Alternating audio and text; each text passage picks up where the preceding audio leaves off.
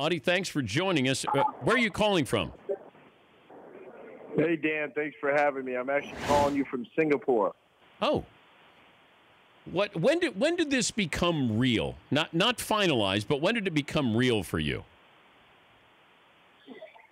I think when we started to really sit down with the UFC and have conversations on how we could all come together to make this happen. This has been something that we've been thinking about for a while since Floyd kind of started the social media banter back and forth with Conor. But I think early on it was really still a vision that not too many other than, I think, Floyd, Conor, and our team really saw as being a real viable opportunity. And then once fan interest started building up, and you just started to see really that the fans wanted to see this. I think when UFC sat down with us, that was when it started to feel real. And I think credit to all parties involved, going through the negotiation process, figuring out, what's important to all parties, and then being able to really connect the dots and make a deal is unprecedented. I think this fight's unprecedented. I think what we've done just in regards to having Conor cross over and box, arguably the greatest boxer of all time, is unprecedented. And I think this event will be unprecedented. And I think that the fans are going to walk away feeling really happy because everybody thinks, I would say the naysayers think that Conor's walking in there for a payday, but he's going in there to compete. He's going in there to shock the world, and he's kind of had that type of approach and chip on his shoulder throughout his entire and young fight career thus far. So this fight's no different. The stakes are really high, and we're really happy from a business standpoint with how the deal ended up. But make no mistake about it, he's going in there to compete. He's going in there to shock the world. Any discussion on something different with the ground rules other than 12 rounds of boxing? No, I mean, obviously this is boxing, so you have to comply with those rules. It's not mixed martial arts, so I think it's going to be your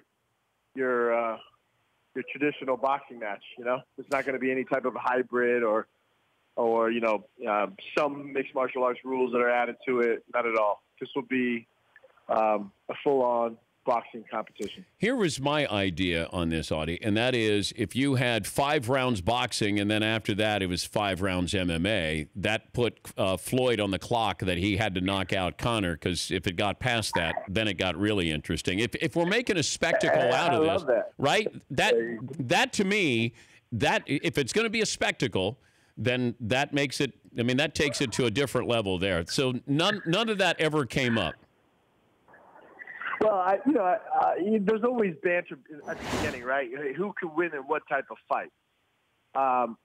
At this stage of Floyd's career, I doubt he would want to even take that chance, right? I mean, ultimately, when you're saying unarmed combat and anything goes, that traditional boxing clinch now could put Floyd in some real danger, right? So I don't think it was something that they were ever going to entertain. And there was. I think words said, but there was, I think, more so just in good humor, knowing that Floyd's not going to necessarily want to take that challenge. Did Conor and Floyd ever get to the negotiating table together? Were they ever in the same room? No. On the phone? Nope. So they've had no contact? No. The only contact they've had is through social media, and I think that the lead-up to this fight will be their first actual contact.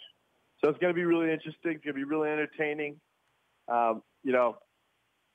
Obviously, I'm part of Team McGregor, but I'm a fan of this as well. So I'm excited, just like every other fan, just to witness the fight, but also just the entertainment aspect of the build-up. I think it's going to be a lot of fun, and then you're gonna see a real competition. You're gonna see a guy, Floyd Mayweather. He's trying to go 50-0. He doesn't want a blemish on his record. He's not going to take this lightly. And I can tell you, Conor's not going in there just to get a payday. That's done already. He's going in there to win and compete because he has some lofty goals, and he's very ambitious. And this is this is not the end of our career. But regardless of the right? outcome here, Audie, is this a one and done as far as fighting a fighter for Conor McGregor? Well, I don't think you can rule anything out right now, right? I mean, I think let's just say we go in there and knock Floyd out, then we're probably going to have to rematch him. You know, so I can't tell you that it's the last boxing match that Conor may partake in, but I can tell you he's definitely planning on fighting mixed martial arts again. Well, I wondered that, though. He's Can he make too much money in this that he doesn't need to go back to MMA, that he just had a baby? Is there a bigger plan for him of being a movie star, a Hollywood, doing what The Rock did? It feels like once you're going to, you got $100 million that you've made or whatever it's going to be, you might be less likely to go back into the ring and get your head banged in a little bit. Well, look, I think you've had a very successful career, and you've been fortunate enough to meet a lot of great athletes in your career. And I think you could agree with me that's the human element of all this stuff depends on the individual. So, as it relates to Conor, I just know how ambitious he is, athletically, from a business standpoint. So for a lot of people, for most people, we make that type of money. We're okay with that. Let's retire and go on an island, and that's it. We're done. Hey, crack me a Corona. I just want to eat Cheetos all day. But for Conor, he's very ambitious. He loves what he does. He loves to compete. He's still in his, he's not even 30 years old yet, right? So I think he has some unfinished business in terms of what he's trying to accomplish in his professional career. And, yes, there are other post-athletic identity plans that we have for him, as we do with all our clients. And we've already started to put those things in motion, but I don't think those are necessarily tied to whether he's going to fight one last fight or not. He's very ambitious. Is there That's all I can tell you about that. Is there any agreement? He wants a few more of these types of paydays. Well, is this a one and done with Floyd? Is there an agreement in place that there is more than one fight with Floyd Mayweather? No, depending on the result. This is a one fight deal. Okay. This is a one fight deal. But if Floyd goes 49-1, I mean, what do you think? Oh, Floyd's coming back. Oh yeah, Floyd's coming back. He'll want he'll want a piece of it. Oh, there. Yeah, absolutely. Exactly. What do you think this is going to make? What's this going to make? Is this $500 million or more? I mean, all indicators point to the fact that this should be $500 million or more, right? Yeah. It's a global event. The fan interest and the public interest is off the charts. So all signs point to this being a very successful event where you're having millions upon millions of people tune in from all over the world. And so, but time will tell. All right. Should be interesting. And for people... You going to be there? Are you coming? Dan, are you coming? Are you inviting me? Can I bring out like a belt like Jimmy Kimmel did? Can I bring it? If you say I can bring out Conor McGregor's belt, I'll be there for you. Okay. I thought you said, can I bring out a goat? I was going to say, a goat. I like your style. You're already dubbing that he's the goat. I will bring out a belt and a goat signifying Conor McGregor is the greatest of all time. Look, it's just from one Irish tough guy to another. I'd be happy to be there for Conor McGregor if he needs it.